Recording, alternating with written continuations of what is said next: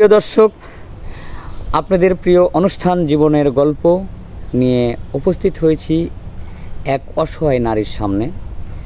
তো সে আমাদের ক্যামেরার সামনে আছে, দেখেন কি অসহায়, সুন্দর একটা মানুষ, সুন্দর একটা মেয়ে, এতিম, তার বাবা নেই, মা আছে, অনেক কষ্ট করে তাকে মানুষ করছে। তো তার জীবনের গল্প তার মুখ থেকেই শুনতে চাই দর্শকদের উদ্দেশ্যে।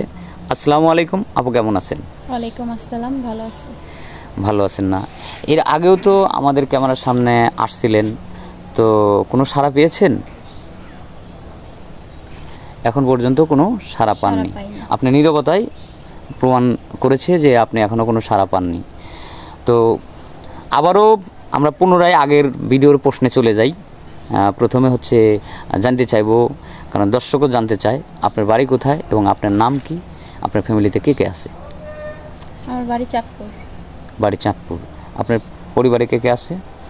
মা আছে আর একটা বড় বোন আছে। বাবা নেই? বাবা নেই। আচ্ছা, এই সংসারটা কি আপনার মায়ের আয়ের উপরেই চলে? হ্যাঁ। অনেক কষ্ট করে আপনাদেরকে বড় করেছে। হ্যাঁ, তো আমাদের ক্যামেরার সামনে আসার উদ্দেশ্যটা কি কোনো বিয়ে শাদীর জন্য না সাহায্য সহায়তার জন্য? আমি একজন গরিব ঘরের মেয়ে, আমার ভালো একটা ছেলের সাথে বিয়ে হোক এটাই চাই। আচ্ছা, আপনার গরিব ঘরের মেয়ে, তো ভালো একটা মনের মানুষ চাচ্ছেন। আসলে অনেকেই দেখা যায় গরিব মানুষ হলে অনেকটাই কষ্ট হয়, দেখা যায় যৌতুকের অভাবে বিয়ে শাদী দিতে পারে না। এমনটার কারণেই আমাদের এখানে অনেকেই আসে। তো আল্লাহর রহমতে আমরা অনেকেরই ব্যবস্থা করে দিতে পারছি। আপনার জন্য চেষ্টা আছি, ইনশাল্লাহ হয়ে যাবে, ধৈর্য ধরে থাকেন। সবরই মেয়া ফুল ফোটে, এত কথায় আছে। তো যাই হোক আপু, কোনো প্রবাসী ভাই যদি হয়তো মানে আপনাকে পছন্দ করে বা আপনাকে বিয়ে করতে চায়, হ্যাঁ, তো আপনার সাথে যোগাযোগ করার কোনো ব্যবস্থা আছে কি না? না, আমার কাছে কোনো ফোন নাই। এখনও ব্যবস্থা করতে পারেননি? আগের ভিডিওতে অবশ্য আপনি বলছিলেন। তো মানে আপনার জন্য, আপনার লাইফ পার্টনার হিসেবে পারফেক্ট একটা মানুষ মানে কোন ধরনের, কেমন মানুষ আপনি চাচ্ছেন? মানে বয়সটা কত হবে, আপনার বয়সের সাথে মানে কোন বয়স? তার বয়স আমার থেকে বড় হলেও সমস্যা নেই, সে একজন ভালো মনের মানুষ হলে হবে।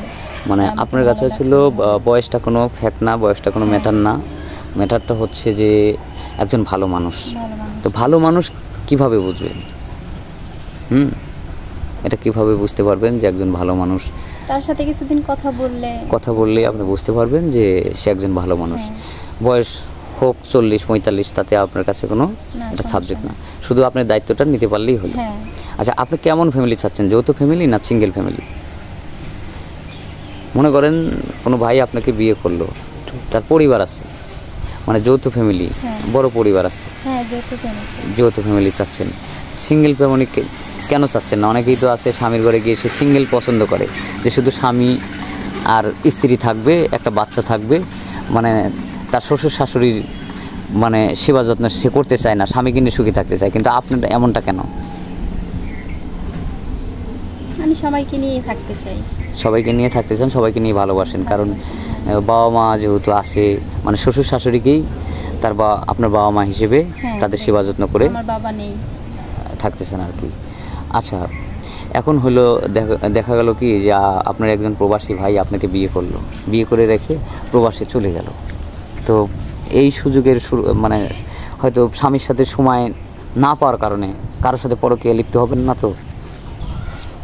না, কেন পরকীয়া লিপ্ত হবেন না? অনেকেই করে। সে যদি আমাকে ভালো রাখে আমি কেন এরকম করব?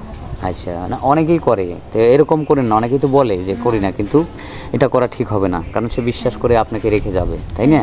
মানে এমনটা হওয়া উচিত একজন মেয়ের, যে স্বামীর ঘরে লাল শাড়ি পরে যাতে মানে যাওয়া যায় এবং সাদা শাড়ি পরে যাতে বের হওয়া যায়। আমি ওইটাই চাই। হ্যাঁ, আপনি ওইটাই চান না? এটাই হচ্ছে উত্তম কাজ, যে একজন স্বামীর ঘরে যখন যাবে, সে খারাপ ভালো যাই হোক না কেন, অনেক কষ্ট করে হলেও মানে স্বামী ছাড়া ঠিক হবে না, ঠিক আছে? তো যাই হোক, অনেক কথা বললাম, আমরা ভিডিও স্ক্রিপ্ট আর বাড়াতে যাচ্ছি না। তো মূল কথা হচ্ছে আপনার সাথে যোগাযোগ করার মাধ্যমটা কি? এই আপনাদের সাথেই কথা বলতে হবে, স্যার, আমি আর কথা বলতে। আপনার কোনো পার্সোনাল ফোন নেই, এই তো? সুপ্রিয় দর্শক, আমরা স্ক্রিপ্ট বাড়াবো না, মেয়ের মুখ থেকে তার জীবনের গল্প শুনলেন, তার কোনো পার্সোনাল ফোন নাই। যদি কেউ আমাদের সাথে যদি কেউ এই মেয়েটার সাথে যোগাযোগ করতে চান তাহলে আমাদের স্ক্রিনে আমাদের নম্বর দেওয়া থাকবে, হোয়াটসঅ্যাপ আর ইমো।